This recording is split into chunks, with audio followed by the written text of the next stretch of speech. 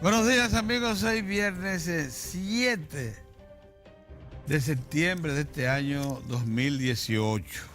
Bueno, la judicialización de la política en América Latina, una iniciativa de los sectores más conservadores de poder internacional, con sede principal en Washington, ya comienza a tener resultados sangrientos.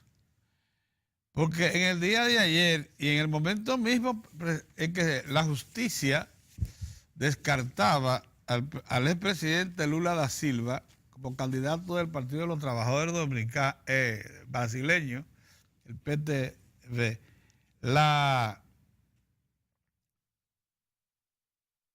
el representante de la derecha y principal competidor de Lula en el proceso comercial que se avecina, según las encuestas, el señor Bolsonaro, Jair Bolsonaro, fue apuñalado ayer en el vientre. Una estocada que le tocó incluso el hígado y que obligó a una operación de emergencia laparoscópica para tratar de liberarlo de la posibilidad de grave. Sabe que si se pincha el hígado, te está pinchando uno de los principales órganos del cuerpo humano. Entonces, eso usted tiene que ligarlo como quiera que sea a los eventos que ayer mismo se produjeron alrededor del juez, el magistrado Celso de Mello, decano de la Corte Suprema de Brasil, quien denegó la última gestión, el último nivel que le había sido reservado a Lula para tratar de impedir por lo menos la prohibición de asistir como candidato presidencial, independientemente de que los tribunales lo hayan condenado en primera instancia. Ustedes saben que es una práctica jurídica conocida en todas partes que hasta que no haya un pronunciamiento de un tribunal en última instancia, todavía a usted se le supone el no responsable del acto que se le acusa, aún después de condenado en primera instancia. Pero en Brasil se acogieron a una ley que precisamente se promulgó en tiempos de Lula, presidente de Brasil. Se llama ficha limpia.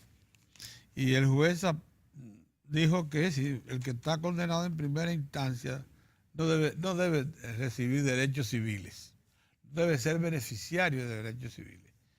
Por tanto, le negó el último recurso. El Partido de los Trabajadores de Brasil, el PTB, tiene hasta el 7 de octubre para presentar otro candidato. Ya Lula había sido registrado en el Tribunal Electoral de Brasil como candidato del PT, que por cierto, las encuestas dicen que el 40% de preferencia de Lula le garantizaba que una recepción de votos de unos 54 millones, la más alta votación jamás emitida por político alguno por el pueblo de Brasil. Fíjense usted aquí en que está anulando esta persecución judicial, que ni siquiera le ha podido demostrar a Lula lo que se le acusa, que recibió un apartamento como regalo de una constructora cuando él era presidente. El apartamento nunca lo ocupó Lula. El título nunca ha aparecido y solo lo que tiene la justicia son acusadores que dicen sirvieron de intermediario en la operación de la empresa constructora. Eso es todo lo que tiene. Documento ninguno, no le ha podido demostrar. Tampoco cuenta en dólares ni ninguna de esas cosas que se han demostrado con respecto a muchísimos políticos, incluyendo el presidente Temer, que le encontraron cuentas en bancos de europeos, fruto de coimas, o sea, de de comisiones pagadas durante ejerció funciones públicas. Bueno, por ahí anda la cosa. De todas maneras, este señor Bolsonaro, que es el líder de la derecha en Brasil, o sea, la oposición a Lula, está en el hospital siendo objeto de una operación. Le deseamos que salga con suerte, lógicamente. No se le puede desear lo malo, pero ya estas son las señales claras del proceso de deterioro que está viviendo la sociedad brasileña. Trasladándonos al plano local, una información que debe ser tranquilizadora para muchos y particularmente para nosotros, que estamos pasando por una situación parecida. El lunes, el Poder Ejecutivo había enviado al Congreso, y ahora ayer fue que se supo, al Senado de la República, un proyecto de ley de declaración patrimonial y revalorización, una especie de amnistía fiscal que establece un régimen tributario especial transitorio para que las personas y empresas transparenten sus bienes inmuebles no declarados ante la administración fiscal. El impuesto especial sobre el valor de los bienes declarados de forma voluntaria fue fijado en un pago único y definitivo de un 3% del valor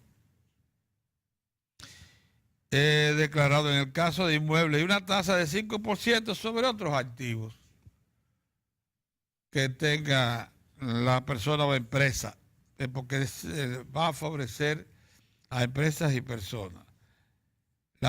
Esta medida había sido un reclamo de expertos en tributación que dicen que las personas y empresas por esta vía van a transparentar sus bienes, muchos de los que no lo habían hecho, y eso va a facilitar el cobro de impuestos, aunque con una amnistía inicial que sacrifica algunas expectativas de cobro que tenía impuestos internos. Pero a partir de esta medida, sin embargo, ya mucha gente que no había declarado sus bienes muebles o inmuebles, va y los registra y ya se convierte en un contribuyente organizado con una tasa más baja que la existente, pero al ser más amplia la base, será mucho mayor lo que captará en el futuro impuestos internos. Una medida interesante, muy oportuna, porque acuérdense que la ley de lavado que se está aplicando recientemente ha provocado también muchas distorsiones, hay un corredero enorme. Entonces, esto va a ayudar a transparentarlo todo y a corregir incluso fallas de organización de muchas empresas y personas que tienen propiedades inmuebles y no saben o no fueron advertidos a tiempo de que debían registrarlo. Eso por un lado. Por el otro, el hecho de que también impuestos internos haya aplicado valores probablemente muy por encima y sobre la base de apreciaciones, no de visitas y de evaluación directa de inmuebles. Todo eso hace que las cosas queden sin efecto y se haga una evaluación para los muebles e inmuebles que aparezcan ya y se registren como tales. La amnistía en este momento se llamaría amnistía patrimonial, amnistía sobre la propiedad. De manera que todo lo que tienen pendiente el impuesto a la propiedad, el IPI, el famoso IPI, van a ser favorecidos por esta medida. Bienvenida sea. En el caso nuestro, nos llegó justo a tiempo. Entendemos nosotros. Ojalá que el Congreso, que el Senado, que la recibió como una iniciativa del Poder Ejecutivo, lo que quiere decir que cuenta con el respaldo del gobierno y en particular de todo el aparato relacionado con los contribuyentes, o sea, el aparato tributario, le dé rápido y salga de eso para que pase por la Cámara de Diputados y se convierta en ley en poco tiempo y así resolvamos un problema que está en proceso. Mira, en los viernes, como ustedes saben, en el Diario de Cuatro, nosotros hacemos un repaso de lo que consideramos más importante ocurrido en la semana. No hay duda de que entre las cosas importantes está la convocatoria ya con fecha fija, el mes que viene, del Consejo Nacional de la Magistratura para reponer jueces que vencen en el Tribunal Constitucional y en la Suprema Corte de Justicia. Es un momento importante porque ese órgano se ha ido consolidando. Esos órganos, los dos, independientemente de lo que algunos críticos y descreídos acerca del presente y futuro del país hayan dicho, tanto la Suprema Corte de Justicia como el Tribunal Constitucional se han ido asentando cada vez más, consolidando cada vez más, profundizando sus raíces, consolidando su autoridad. Fíjense ustedes cómo se han suspendido o simplemente sacado del tren judicial a jueces, fiscales que no han cumplido. Eso aquí no pasaba. O han sido llevados a los tribunales, se les ha acusado por las mismas Suprema Corte. O sea, fíjense ustedes cómo el Tribunal Constitucional, con una autoridad enorme, y ante la falta de iniciativas de políticas en cada uno de los órganos de decisión política del Estado, el Tribunal Constitucional emitió una sentencia que regula el flujo migratorio en el país y define nuestra nacionalidad y soberanía. Eso fue una iniciativa del Tribunal Constitucional ante la inacción de todo el Estado, del Poder Ejecutivo, del Poder y de los demás poderes del Estado. Ahí el que se pronunció fue el Poder Judicial. El Poder Legislativo y el Poder Ejecutivo quedaron expuestos a tener que reconocer que la iniciativa del Poder Judicial, representada por el Tribunal Constitucional, vino justo a tiempo, les puso la cosa clara a todos los países relacionados con la República Dominicana que nos querían imponer una política migratoria. Entonces, estamos hablando de dos órganos importantes para el país, sumamente importantes, respetables. Por eso la convocatoria del presidente Danilo Medina, que como presidente del Consejo, es singularmente importante en este momento, tomando en cuenta que todos los órganos que les digo van a recibir nuevos miembros, por el hecho de que han agotado su periodo algunos y otros tienen la edad que les impide seguir administrando justicia en ese plano. Esta semana también destacó muchísimo una declaración emitida formalmente. Fue realmente un discurso que expuso, que leyó un informe de resultados económicos dominicanos del primer semestre, incluido el séptimo mes, que hizo el gobernador del Banco Central, Héctor Valdés Alviso, de la Asociación de Industria de la República Dominicana, estando todos allí, sus directivos y sus principales ejecutivos, miembros. Mire, lo que resultó de ese informe es importante destacarlo. En primer lugar,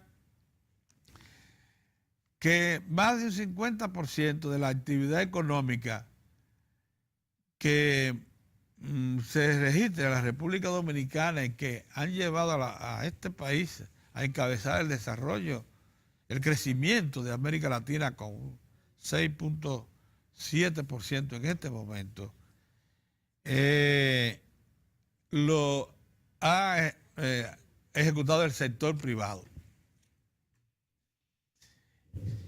Y eso, lógicamente, beneficiado por políticas públicas que le han sido bonancibles para que ellos puedan poner en acción todas sus iniciativas. Y eso debió haber satisfecho mucho al sector privado de la República Dominicana. El Estado es únicamente responsable de un 11% de ese crecimiento. Y el resto se lo distribuyen las actividades sector financiero, etcétera. Pero el sector de la Asociación de Industria, el sector manufacturero del país, el sector que está representado ahí en la Asociación de Industria, es el responsable básico del crecimiento económico, y eso debemos celebrarlo para echar por tierra quienes han sustentado que el desarrollo económico se basa en un impulso muy especial del Estado, excediéndose en la toma de préstamos, o sea, en la creación de deuda que implique, ¿no?, compromisos para todo el Estado dominicano. Eso no es cierto. Una lectura también que se pudo extraer de esa exposición del gobernador Valdés Albizu es ratificar que la deuda dominicana, sumada a la deuda en moneda dura con el exterior y local del sector público no financiero, suma un 39% del Producto Interno Bruto. Y si usted quiere ser más extenso y le suma entonces las pérdidas operativas del Banco Central, que es la única deuda que no se haga, que se le puede atribuir al sector financiero, porque no puede haber otra, de unos 2.800 millones de dólares. Usted se lo suma a ese 39, usted va a tener un 41, 42% de la deuda. Mientras América Latina promedia una deuda de 55%. Casi 15 puntos porcentuales por encima de la situación que se encuentra en la República Dominicana. Por eso, precisamente los organismos mundialistas relacionados con el sistema financiero, el Banco Mundial, y lo que analizan también el comportamiento económico, como la Comisión Económica para la América Latina y otros, consideran que la deuda dominicana es manejable. El Fondo Monetario Internacional lo ratifica en sus informes, porque en efecto lo es. Sin embargo, aquí en el país, la oposición concentra un gran esfuerzo en tratar de hacernos creer que el país primero soporta un crecimiento que endeuda, por tanto no tiene un origen sano, y que nosotros, y que esa deuda es esencialmente el impulso de una acción estatal. Pues no. Es el impulso de una demanda interna activísima que involucra a toda la sociedad. Es el impulso de una actividad productiva que se registra en cada uno de los estamentos que llamaríamos básicos del país: agropecuaria, manufactura, zonas francas. O sea que el país, turismo, remesas, si queremos un complemento, inversión extranjera directa. Pero lo que son los sectores productivos del país están todos en crecimiento, todos. Con un sector financiero tan estable que ha sorprendido a las instituciones financieras internacionales más importantes. y que dicen que tiene mucho que ver también con una moneda como la nuestra y un peso dominicano que es transable. Con ese más tanto que el gobernador del Banco Central dijo que el dólar de paridad de importación, o sea, comparándolo con la capacidad de compra en cualquier otro país de América Latina, el dólar en República Dominicana tiene un poder de compra que es el sexto mayor de América Latina, de todas las Américas, de toda la América Latina, el sexto mayor per cápita de América Latina. Eso es enorme el significado porque estamos siguiendo los pasos a las naciones más sólidas, que tienen más hondo desarrollo económico y social, que tienen mucho más tiempo que nosotros cursando sectores básicos como la manufactura, la agroindustria ya bien concebida. Cuando usted está hablando de naciones como Brasil, Chile, México, la propia Argentina, que iniciaron su desarrollo manufacturero con el siglo XX. Estamos hablando de estructuras que tienen generaciones de solidez y asentamiento. O sea, que creo que esa exposición, para concluir, del gobernador Valdés Albizu ante los industriales dominicanos, sirvió primero de estímulo y reconocimiento a un sector que está encabezando ese desarrollo, que es el sector industrial.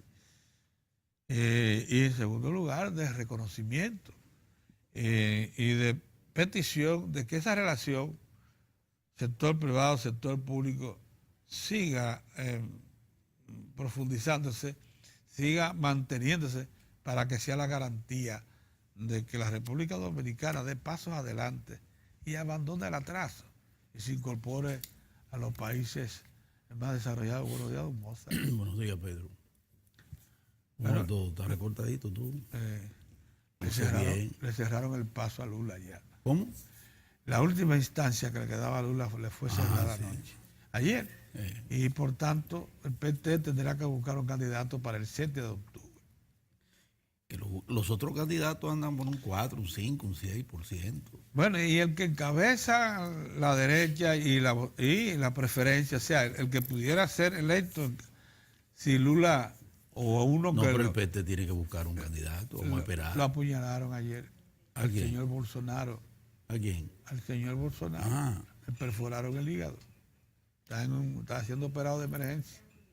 Para que tú veas los primeros efectos. Hay informaciones muy contradictorias con eso. Mira. Porque alguien que le perforen el hígado no puede estar listo para volver a la calle en 10 días. Bueno, pero lo están... Dale un almohadazo. Le dieron una... Dale un almohadazo. Pero ya fue apuñalado. Lo que oye, me fue con un cuchillito de eso de carne. Pero déjame decirte... Dale un almohadazo. Gonzalo, lo que te quiero decir con eso... A eso es un truco de cámara. Lo que te quiero decir con eso es que la judicialización de la política ya tiene efectos sangrientos. Porque velo por ahí. Yo soy muy cauto. Porque la manera como se está deformando, distorsionando el ambiente político. Como está esa prensa internacional, yo estoy muy cauto. Yo le doy tiempo. Mira lo que están haciendo con ese hombre, con Donald Trump. Es una cosa increíble. El cerco mediático, la manipulación, la falsedad en la información. Eso es algo terrible. New York Times es uno de los periódicos. Busca un tigre que escribe ahí y dice, bueno, eso es una cosa que publica un artículo sin firma. Con acusaciones severas contra el presidente de la República. Dice, eso lo escribió un funcionario de los íntimos del Donald Trump, pero nosotros no podemos decir quién es. Eso no tiene precedente. Es una barbaridad, Pedro. Eso no tiene precedente. Eso es una barbaridad. Un artículo sin firma en un periódico se le atribuye al director del periódico. Pero inmediatamente... Eso fue lo que se enseñó en comunicación. Y esa jodida prensa norteamericana que ha hecho un papelazo. Está cada vez más desmeritada. Cada vez más desmeritada. perdió unas elecciones. La perdió. Se puso a perder, se expuso y perdió unas elecciones. Y entonces continúa un afán desmedido, Pedro, por desmeritar, por quitarle mérito, por quitarle mérito a un presidente que con todos los desvaríos y su forma y su estilo tiene esa economía creciendo por encima de un 4%, Pedro. Va a ser un 3, pero es el más alto. Y tiene esa economía con pleno empleo. Con pleno empleo. Pleno empleo.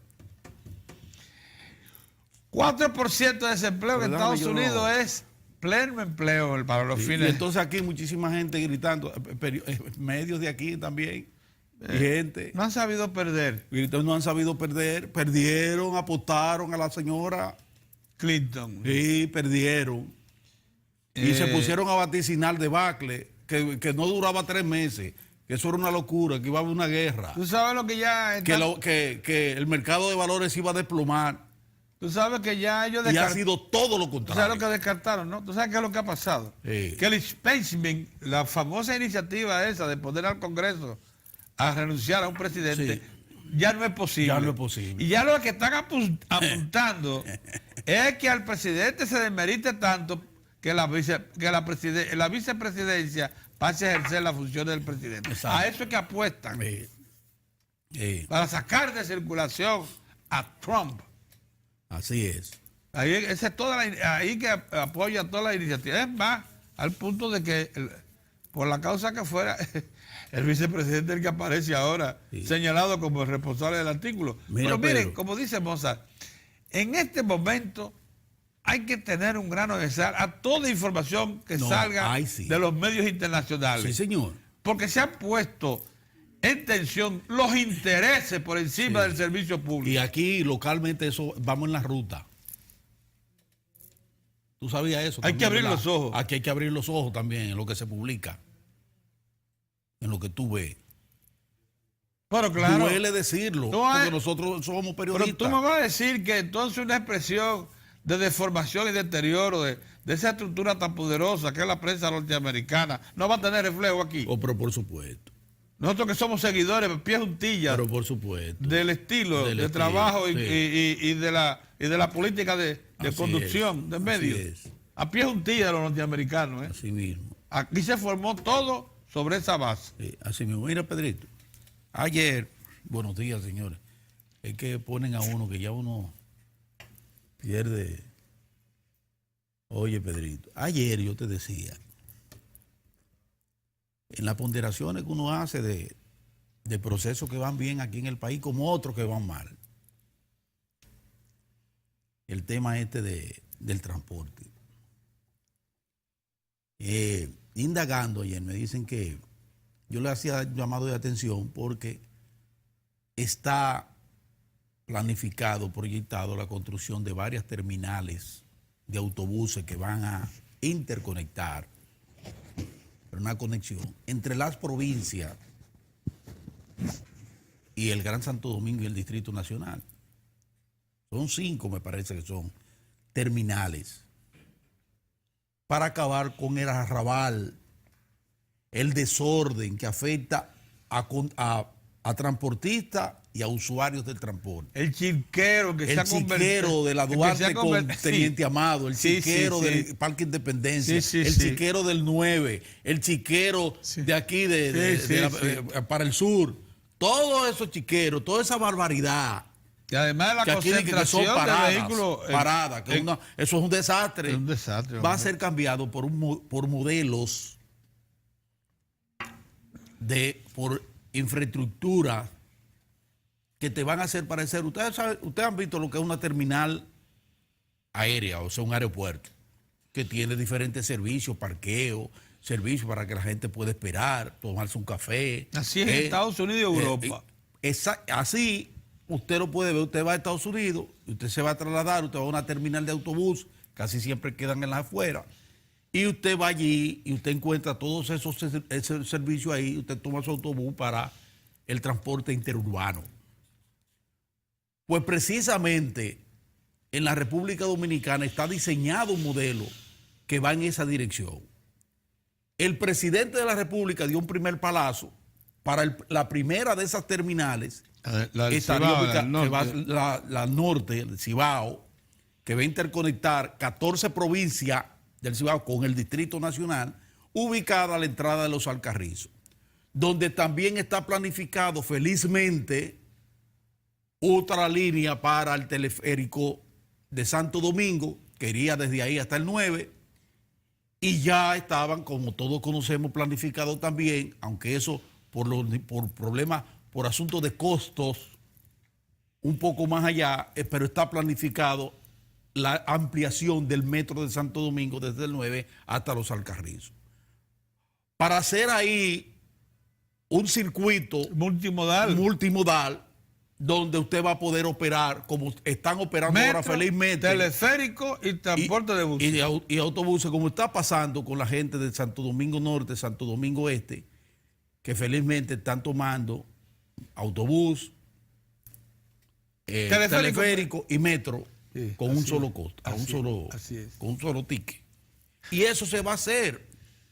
Pero aquí en el Santo Domingo Norte se dijo, bueno, aquí es que va la terminal.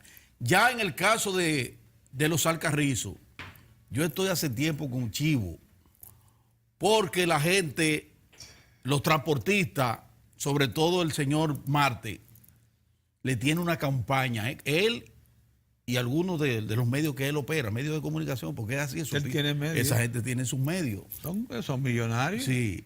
Él no quiere, él dice que ahí no. Ya el presidente dio el palazo, pero él dice que ahí no.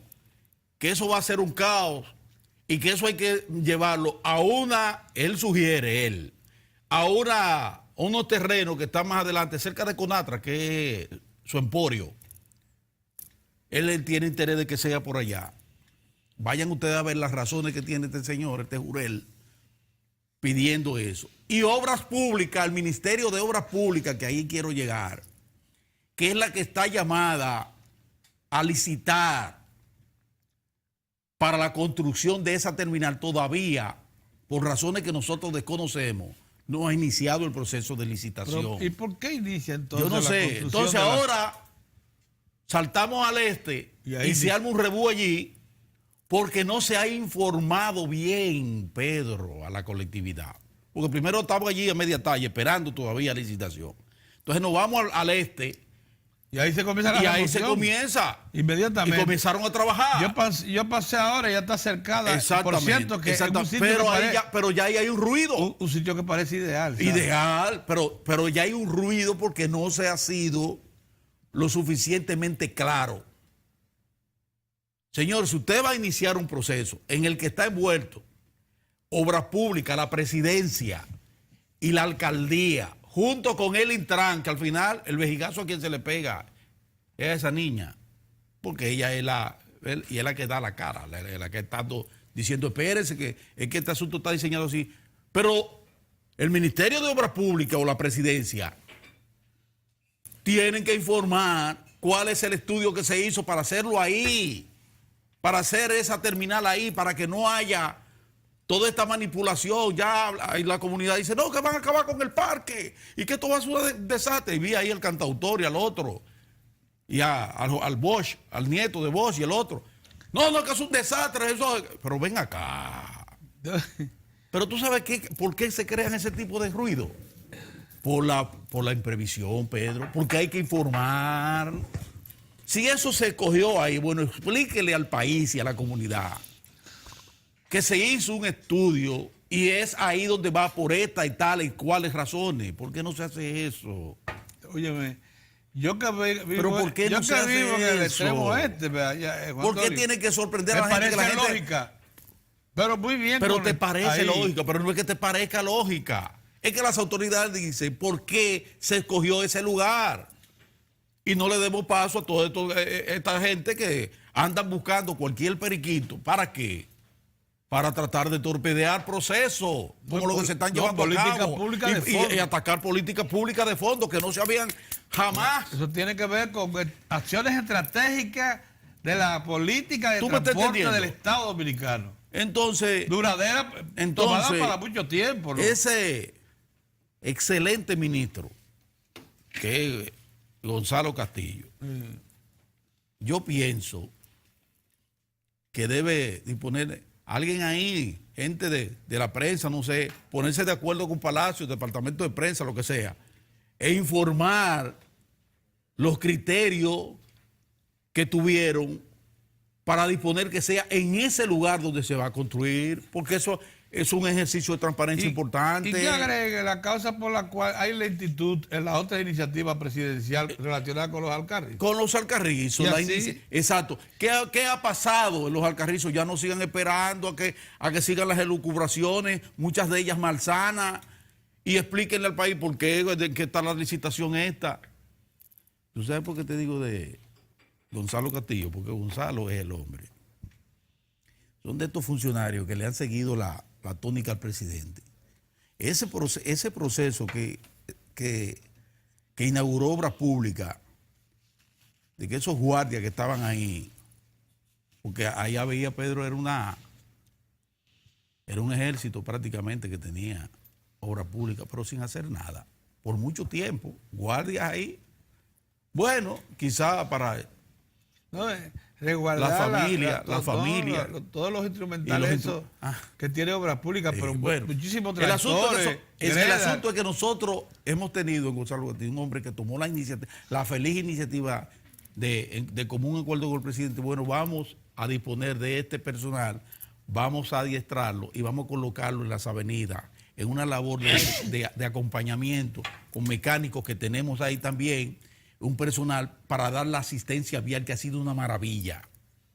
Una maravilla, Pedro. Aquí hay pocos programas de asistencia como ese. Gonzalo Castillo. Eficiente. Sí. Pero ese mismo Gonzalo Castillo es el hombre que se ha empleado a fondo para darle continuación, Pedro, al desarrollo vial del país. Pero no solo a nivel de carreteras y autopistas, sino también mantenimiento, caminos de desarrollo, así que se le llama a los caminos vecinales. Y más de 82 mil millones de pesos, Pedro, que están reconociendo las asociaciones agropecuarias del país por la inversión que se ha hecho en repavimentación. Y lo que ha hecho Obras Públicas, que se ha echado sobre sus hombros a las alcaldías, sobre todo esa de alcaldía del Distrito Nacional del Palomar, que ha tenido Obras Públicas que echarse encima todos esos problemas que ha abandonado el señor David, la alcaldía a la del suerte Palomar, de la ciudad, y ha sido Obras Públicas. Entonces, un hombre con esos niveles de eficiencia como Gonzalo Castillo debe dar las explicaciones de rigor sobre dos temas tan importantes en el proceso de reordenamiento del sistema del transporte público de pasajeros en la República Dominicana, donde él tiene un nivel protagónico como ministro de Obras Públicas, junto con el Intran y todas las entidades involucradas en este revolucionario proceso de reordenamiento del transporte público de pasajeros, que felicito también que están trabajando en otro tema, que es el asunto de los semáforos, el mantenimiento de todo el sistema de semáforos. Y de las carreteras, bien. ¿Tú entiendes? De las carreteras troncales. Que también es importante.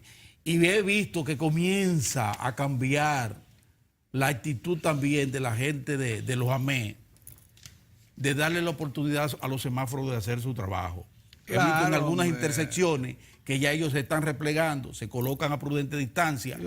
Y si hay una situación en que se complica, entonces yo interviene. No, si se va la luz. O si se va la luz, por ejemplo, yo interviene. Yo creo que la única. Pero no es sustituirme. Si se va la luz, los semáforos esos inteligentes por un agente de AME. Todo eso ha ido cambiando y qué bueno. Pero insisto en que el país necesita de información precisa y clara de procesos tan importantes como son esos, del levantamiento y construcción de terminales de autobuses en el país.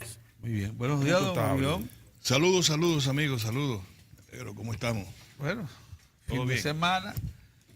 Bueno, lo primero es que qué bueno que un país demuestre... Y no vayan a matar la boa esa, no maten la boa, ¿Qué pasó? Esa comunidad de Jaina que anda con machete y con... Ay, sí, la van a matar. Y ya no ha ido las si autoridades le encuentran, la van a zoológicos picar. y eso. Hay que encontrar a tiempo la boa Y meterle en una para jaula. preservarla, para meterla en una jaula Y llevarla al zoológico. y llevarla al Y sol. llevarla al zoológico, meterla en una Sí, jaula y ella pero no sale de ahí. No vayan a matar a ese animalito tan Que se ha bonito. jondeado una cuanta Mírala, gallina. mírala ahí, mírala ahí. Orión, agarra un muchachito y se lo tira como si Mira, nada. mira qué animalito más bonito. Sí, pero si En yo Jaina. Y una gallina o un pollo del tamaño Está que sea. bien, pero también te elimina todos los ratones. A que si o cuántos metros no aparece un ratón donde está esa muchacha. Mira, Orión, mira. Sí, donde pero- aparece esa muchachita, no hay un ratón en que si o cuántos metros cuadrados. Sí, pero es bastante grandecita. No, oye, no digas así. Ahí no llega, ¿no? Mijo, No, no no, Pero digas un así. muchachito viene de tamaño. Oye, no digan eso, Pedro. Pedro, la Pedro. pueden matar, no. Deja que la. Pedro, ¿qué pasa? Ah, ustedes Hay que quieren buscar eliminar. el que sale en el Quieren canal. preservar- Y es nativo, Nativo. ese animalito no hace daño. Nativo. Aquí Sí. no la hay así. Óyeme, pero lee la información, Pedrito. Ya Ya leí, leí, eso. pero yo no creo Sí, eso. sí, lo que pasa es que tú. En los No, campos. Ajá, está bien. Esa habla otro idioma, esa no habla español. ¿No? Oye, lee la información, por favor. Sí. No maten ese animalito. De lo que uno se alegra, señores, es el ejercicio de la democracia. Sí. Llegaremos a la perfección. Cuando el consultor jurídico del Poder Ejecutivo convocó ayer, o sea, anunció ayer la convocatoria del presidente Danilo Medina del Consejo Nacional de la Magistratura, uno se regocija porque esa es la democracia. Uno dice, mira, las instituciones, los Cumpliendo órganos de los la plazos. democracia, en cumplimiento de los plazos. Esto lleva más de un año. Pero bien, ya se convocan y no hay que volverse locos. Lo primero es que han depotricado, Ay, sí. han dañado a nuestra Suprema Corte de Justicia. Ahora no digan que no lo van a evaluar. O sea, ustedes nos dijeron que la Suprema Corte de Justicia no sirve. Bueno, van a evaluar a 7 jueces. Sí. Y van a evaluar el Tribunal Constitucional. Depende de lo que haga o diga, lo acaban. Bueno, tuvo una decisión que no le gustó, que fue respecto al PRD, y tuvo una decisión que le gustó, que es respecto al tema de la reelección. Sí. Y en esa medida cada quien acaba con el Constitucional, Tribunal. constitucional, cumpliendo el vacío político de del Poder Ejecutivo y del Poder Legislativo. Definió la nacionalidad con la sentencia Sí, señor. 13. Claro. Sí, señor. Una sentencia enjundiosa Sí, señor. que conmocionó a las grandes metrópolis, que tuvimos que defenderla, y ahí está. Falta que los poderes... Apoyada por toda la nación dominicana. Falta que esa los poderes sentencia. vinculantes pues la sigan defendiendo también y aplicando. Yo digo que bien, ahí en la Suprema Corte de Justicia eso es lo que debe hacer, lo que debe pasar. Se evalúa, se le trae. El juez que no tenga que no haya llenado los requisitos o las expectativas previas, el Consejo sabrá qué hacer. Pero bien, habrán jueces, por ejemplo, hay uno de los jueces, el magistrado, hay uno de los magistrados que cumple Víctor Gómez Berrié, que cumple 75 años. Ya se sabe que hay uno nuevo. Y entonces también 4 que están sabiamente el constituyente estableció y el legislador que fueran por grupo para no crear vacío de poder en un órgano jurisdiccional. Es decir, creo que son de 4, después hay un grupo de 6 y así. De manera que cuando se vayan sustituyendo queden jueces Con herencia. de lo que se ha hecho. lo que se ha hecho. Bueno, yo se pienso pueda que aprovechar. eso nos debe llenar de regocijo a todos los dominicanos que han luchado, me incluyo yo, por el fortalecimiento de este espacio democrático. Eso es bueno, que uno note que un órgano de tanta trascendencia para el Estado, pues se cumplan los mecanismos del lugar. Vamos a esperar entonces. Pero dicen, no, que es el PLD que controla todo. No, es el pueblo que controla todo.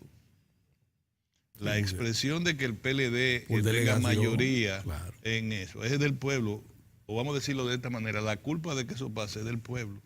Entonces llámenle la ¿Quién cogió al atención. PLD? Que Delegó, cogieron delegó, que cogió a delegó. Danilo Medina de presidente, a los congresistas que tienen mayoría en el Exacto. Congreso, y que escogió, y que el funcionario que es el Procurador General de la República, que lo escoge el presidente, tiene un mandato indirecto también de las masas, porque el presidente Danilo Medina hace uso de un artículo de la Constitución que designa a los ministros, incluido el ministro de Justicia. Ya, eso es así de tan sencillo. Entonces, no se vuelvan locos. En unas elecciones hagan lo posible para que voten por los otros y habrá un control de candidatos. Ahí hay evaluación y posible cambio de jueces, incluso designado por el presidente Hipólito Mejía en el 2010, como el magistrado Hernández Mejía en la Suprema Corte y otros. Así es la vida, lo que puede el egoísmo. La gente no debe... esa realidad es derivada de las elecciones del año 2016. ¿Ya? Si las elecciones hubiesen sido, los resultados hubiesen sido otro hubiese sido el cuento que tuviéramos que relatar ahora. Pero así es la vida. Tiene que ser con el voto de la gente en la calle. Por eso es tan importante ejercer el voto, señores. Mira, Pedro, la amargura, y nosotros alguna vez quizá la hemos sentido, amargura es por cualquier cosa, un desaliento, no sé. Un deseo incumplido. Pero si esa amargura se prolonga en la vida, óyeme, eso debe ser algo terrible. Una cosa es la lucha, incluso en condiciones adversas. Uno con la teoría que sustentan, la filosofía que pueden sustentar ese nivel de lucha, uno se regocija. Lo hacen los evangélicos, lo hacen los cristianos, todo el mundo. Es decir, no, yo no sé cuándo viene el Señor, pero yo tengo fe, ¿verdad? Entonces, pero tú no te amargas. Pero aquí hay un sector de la vida política dominicana y de analistas de la economía, eso, que tienen una amargura, que el acíbar es un refresco, es una gaseosa frente a lo que ellos están en su paladar sufriendo. Ya se les refleja el rostro. Claro, algunos tienen una larga data, desde 1994. Mira, estar amargado desde 1994 hasta nuestros días es muy duro. Y yo lo digo por mucho, tú lees y dices, bueno, por ejemplo, este no está amargado porque este está muy bien desde el punto de vista, ¿cómo que tú le llamas? Del sistema pensional, que es nuestro buen amigo Pedro Silverio. Pedro Silverio, y yo soy muy amigo de él y de su señora esposa. Sí, pero yo tan estable porque... No importa, pero no te metes en eso ahora, porque ya desde su sistema pensional no puede estar amargado desde el punto de vista de su... Sino que tiene una posición alrededor de un tema de hoy que me parece que es hija del resabio. Porque yo leí hoy el artículo digo, vamos a ver. Yo a veces no leo muchas cosas de esas. Terminé de leerlo y no encontré una posición respecto a la economía. Es enunciado. Dice, el representante del Banco Mundial se unió al coro de voces de cada vez más amplio que critican al gobierno por equivocar la política económica. Él dijo sobre el tema de la calidad del gasto, la inversión en electricidad, en salud. Entonces dice, la salud, la educación, el 4% cumple 6 años y ya está en el plano del largo plazo y no se ve nada. Bueno, yo no sé qué había que hacer que no fuera a construir más de 20 y tantas mil aulas al día de hoy para poder relanzar la escuela. Una escuela que está en base ahora, está sustentada en la tanda extendida. Por consiguiente, las edificaciones, que ya algunas de las cuales estaban inhabilitadas, se reducen a la mitad. Si tú antes tenías la educación de 8 a 12 y de 2 a 5 y la de adultos de 5 a 10 de la noche, tú ahora tienes una tanda extendida desde las 8 de la mañana hasta las 4 de la tarde y los adultos los llevaste al fin de semana o a días específicos conforme a su agrupamiento laboral y de otra manera. Eso está mal. Es decir, tú sabes que tú has tenido que construir exactamente la misma cantidad de aulas que están habilitadas, porque se divide a la mitad. Es decir, si hay 2 tandas y solo va a haber una tanda extendida que tiene efecto de carácter social en el plano laboral, en el plano de la familia, en el plano de la nutrición, ¿cómo tú me vas a decir a mí que no ha pasado nada, que ese es un gasto público irrelevante? No, pero así no. La amargura no puede llegar a ese nivel. Entonces, sin planteamientos específicos. La electricidad, que han invertido más de 100.000 millones de pesos en Punta Catalina y que un funcionario dijo que eso no le va a resolver el problema.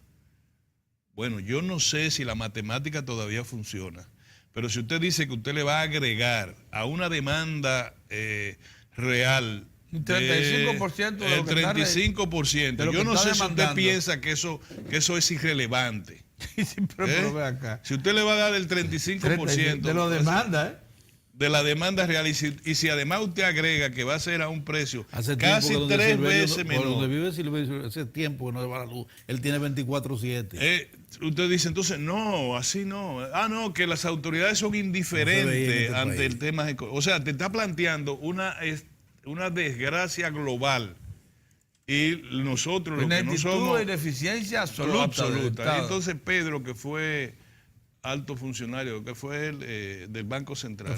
Él fue gerente del Banco Central. Y nosotros, tres, particularmente, yo no sé tú, Moza, pero Pedro y yo nos apreciamos mucho de ser su amigo de muchos años. Sí, claro que sí. Pero yo digo, no se puede llegar, en el caso de Pedro, me da la impresión de que es un resabio.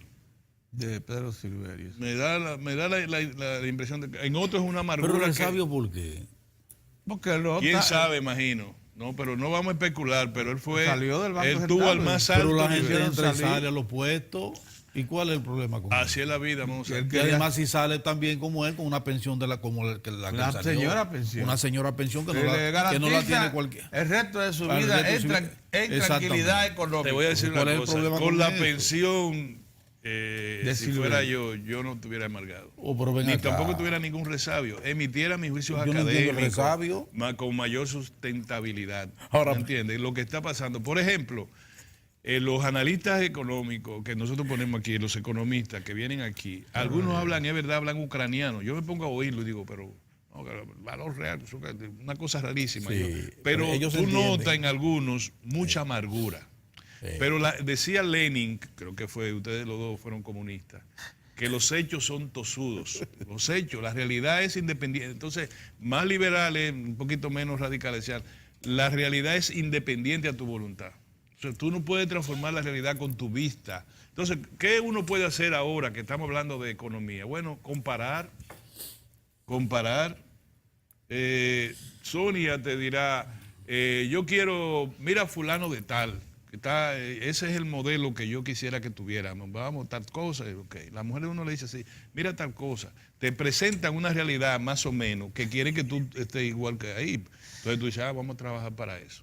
Por consiguiente, la economía es lo mismo. ¿Cómo queremos estar? ¿Como cuáles países del vecindario es nuestro norte? Es decir, nosotros decimos, como Costa Rica, que era desde el 45 hasta nuestros días, era el modelo, hasta nuestros días. Visitar a Costa Rica era...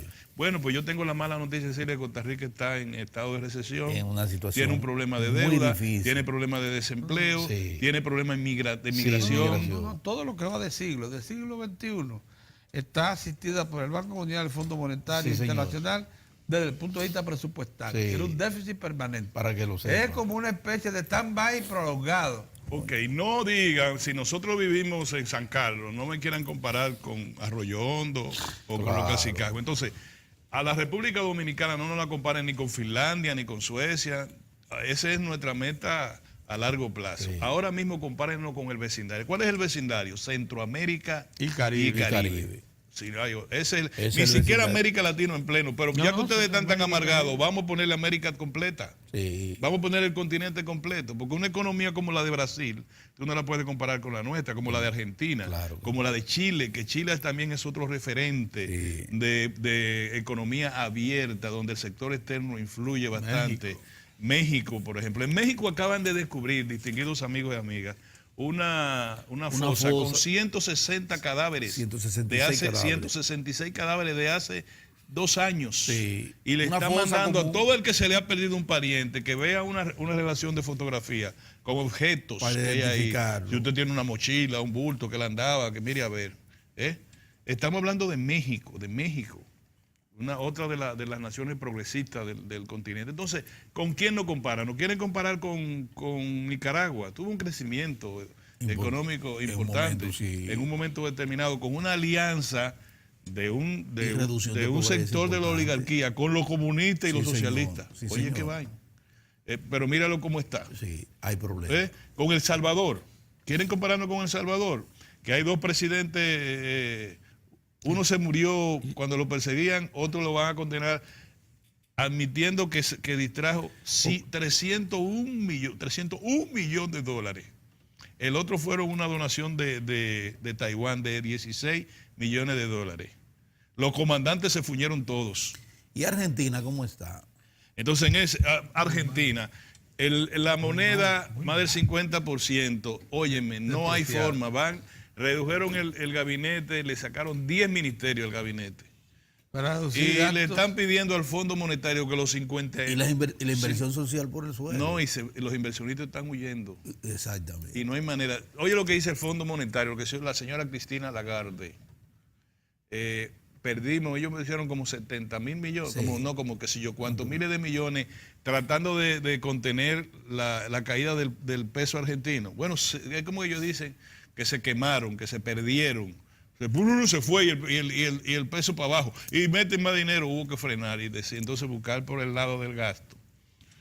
A ver qué hacen. Sí. Para darle algún según el Fondo Monetario, doña Cristina Lagarde, si usted seguía invirtiendo, iban 50 mil millones de dólares. 50 mil millones. Si usted seguía dándole Era una hoguera. Entonces yo le digo a Pedro, con toda la confianza que le tengo a Pedro Silverio, yo le digo a Pedro Silverio, dime de qué otra manera que tú quieres que resolvamos esto. Es mentira que el nivel de presión tributaria es el menor de América Latina, exceptuando a Guatemala. No, y que un órgano del fondo diga que por paridad de compra, el dólar en la República Dominicana per cápita, el sí. dólar per cápita, o sea, el que se comercia, el que se utiliza en todas las actividades, tiene una capacidad de compra que es la sexta mejor posicionada de América Latina. Aumentó 3. De América Latina. Sí. Entonces, a nosotros Por no nos paridad gusta- de compra, porque tiene un peso sólido, duro. Entonces, El peso dominicano. Como soporte. ¿es mala la inversión en electricidad? Pregunto. ¿Es malo que el gobierno dominicano de propios recursos lleve 100 mil millones? ¿Qué dice Pedro? Bueno, Sí, dice que que lleve 100 una inversión de 100 mil millones en Pues Punta 2.000 millones de Catalina. dólares son 100 mil. 2.000 millones. Que lo lleve. ¿Es malo? Bueno, es un sacrificio, sí. Lo que yo pregunto, ¿eso tiene un retorno o no tiene un retorno 6, 7 años? El cálculo que se ha hecho es 5 años. La historia de la empresa pública, bueno, tú quieres que la vendamos inmediatamente, esté lista, al sector privado pulcro y pundonoroso, bueno, vamos a vendérsela, ese es el problema. Ahora, tú querías que siguiéramos con los apagones, tú querías que siguiéramos con el oligopolio, No lo dudes. que imponía precios, que imponía situaciones. Solo el narcotráfico ganaba más dinero y gana todavía más dinero que el sector generador de electricidad. Solo. Generador privado. Un sector que cuando el gobierno le queda, como ha sido permanente durante los últimos 13 años, que se le han transferido, los últimos 10 años se le han transferido más de 13 mil millones de dólares. En dólares, hay que pagar en dólares. En dólares, Y sí. cada vez que le queda un remanente que hay que pagarle, por ejemplo, de 500 millones, Baja el 1.000 switch. millones, no, lo que hacen es que es una inversión. Sí. 18% de interés. No hay, no hay Empresas, ni en productiva. Junumucú de ninguna parte del mundo. Le agregan. Tú deposita tú.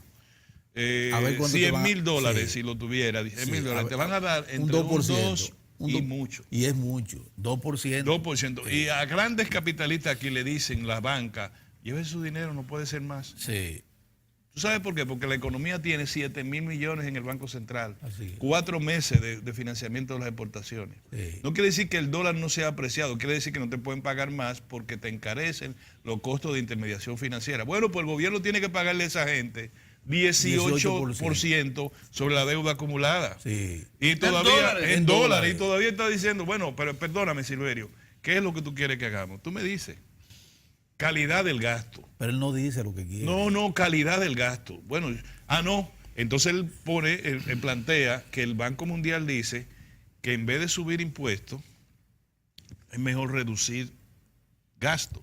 Quiere decir que si tú subes, dice, él hace Él saca interpretó. fuera de contexto, La declaración. una interpretación del Banco Mundial que dice generalmente cuando se aumentan los impuestos para resolver problemas de déficit fiscal, generalmente se cae en recesión al tiempo. Y que mientras tanto, si se reduce costo, la economía le va mejor. Ah, pues está bien, pero eso es magnífico. Vamos a hacer una cosa, enseñen al burro a no comer. O sea, vamos a reducir costos, vamos a quitar banca solidaria. Sí. Vamos a detener el financiamiento Del fondo. a los pequeños y medianos productores agropecuarios, agroindustriales, artesanales y comerciales a través de la visita sorpresa. Vamos a detener, obviamente, eliminar la tanda extendida. Vamos a reducir entonces, porque de alguna manera tiene que ir. Tú De verás que alguna nos va a ir manera, bien. Mira, si el burro aprende a no comer, Exacto. nos va a ir muy bien. Eso es una fórmula infalible, es verdad. No se le niega. Ahora, el problema es que así no se puede, porque eso no es justicia social. O sea, si tú quieres reducir más el gasto, le hemos dicho, y quizá él pueda ayudarnos en esto. En la administración pública hay 600.000 empleados, Pedro. 550.000. ¿Te parece que votemos 100 para reducir el costo? 100. Bueno, Tú vamos le a reducir agregas costos. 100 a esta economía. El 85% de los empleados públicos, Pedro, 100. ganan menos de 20.000 pesos. Pues vamos a votarlo. ¿Qué le parece 100.000 para reducir Y le costos? mandamos la dirección de Pedro Silverio. Vamos a votar 100.000. Fue por A ver si sugerencia el de sector señor privado lo puede que te asumir. echaron. Eso es calidad de gasto. Tú votas 100.000 que andan dando vueltas en los pasillos, mandamos la ¿verdad? dirección de Pedro Pero vamos a Silverio. votarlo. Y quedan 450.000. Si quiere, votamos 200.000. Puerto Rico votó 30.000 y todavía no se sí. no se sabe dónde cayó Sí, la pelota. Sí, señor. Y nada más votó 30.000. Sí, solo sacó 30.000. ¿Eh? De la administración De la pública. administración pública. Sí. Para supuestamente aplicar la fórmula que nos dice Cerró Pedro unas cuantas Silverio. escuelas, cerró centros, Un supercentros crimen, de y servicio, llegó a cerrar actos hospitalarios. un crimen Actos eso. hospitalarios. Oye, cerró hospitales, escuelas Hospitales, e iba a cerrar la propia universidad, si no Sí. se ¿tú te acuerdas? Sí, iba a Le cerrar la redujo universidad. drásticamente. Bueno, ¿Y si dónde- es así, ¿Y en qué está Puerto Rico? con una deuda que era de 73.000 millones de pesos cuando votaron Exactamente. a los 30.000 empleados y ahora es de 103.000 millones de pesos. Eso es Sigue lo que, en dólares. estado de eso es lo que dólares tú tienes que y tomar sigue en en cuenta. estado de default. Eso es lo que tú tienes que tomar Entonces en yo cuenta. le digo, en el caso de Pedro, a mí me da la impresión de que es un resabio. De que Pedro no Silverio. uno vi, de Pedro Silverio, no de Pedro Cava. En lo demás yo No, noto una Pedro Cava no, amargura. porque Pedro Cava que alguien... con un tercio de la pensión de... Pero de Pedro, ese señor. le tenemos mucha consideración. Yo lo que quiero decirle, Para toda la vida, finalmente, para lo que le queda de Pedro vida, Cava, tiene Pedro. Mozart, si ustedes tienen tantas amarguras, hay unos sobrecitos que cada vez que yo lo voy a echar en el café para usarlo, alguien, principalmente cuando son damas que están ahí con uno, dicen, no, que eso da cáncer.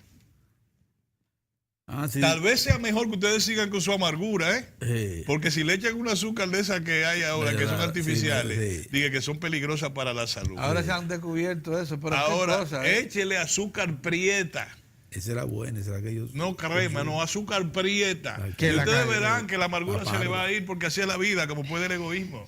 Así Vámonos a es. un cambio, señores. Nos vamos, bye.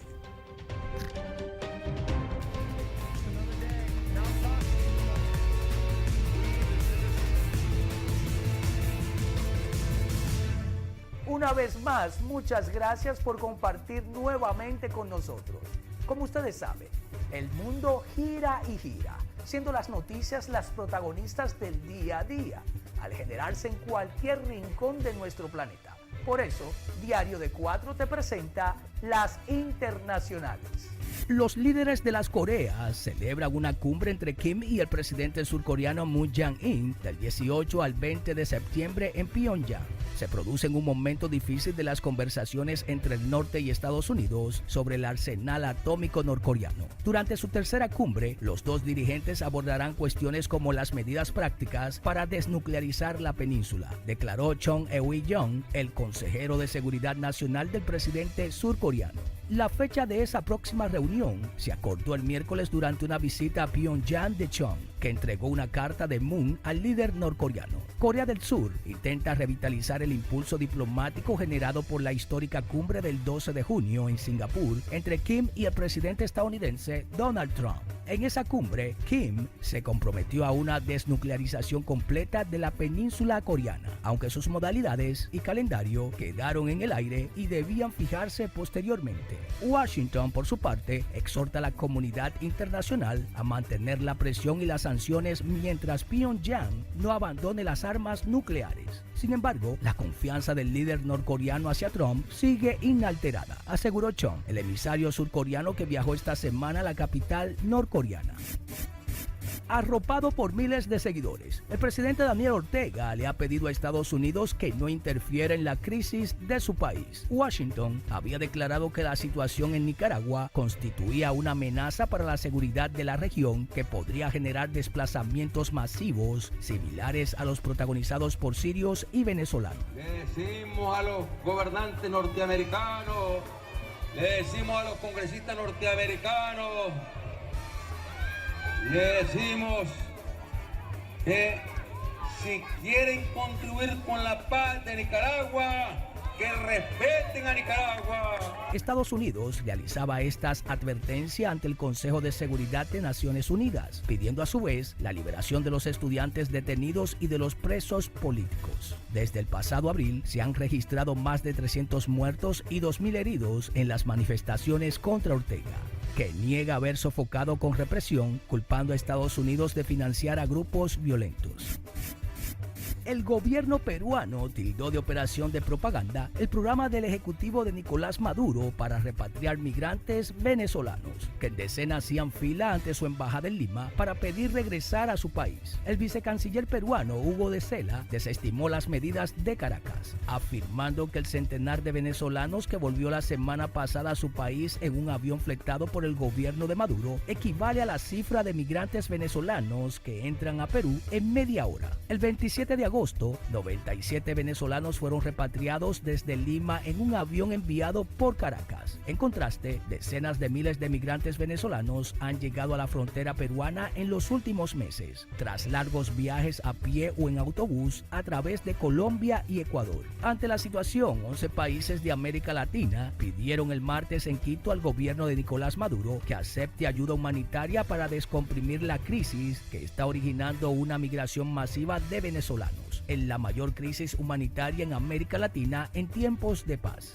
Muchos llegan a Perú sin pasaporte, documento difícil de conseguir en su país por su alto costo y trámites engorrosos, pero son aceptados previa solicitud de refugio. Unos 150.000 venezolanos han pedido refugio desde 2015, según las autoridades peruanas, que estiman que unos 414.000 venezolanos han ingresado al país. Para Diario de Cuatro, las internacionales, Giovanni Ramírez. Ahora nos vamos a una breve pausa y luego continuamos con más de Diario de Cuatro.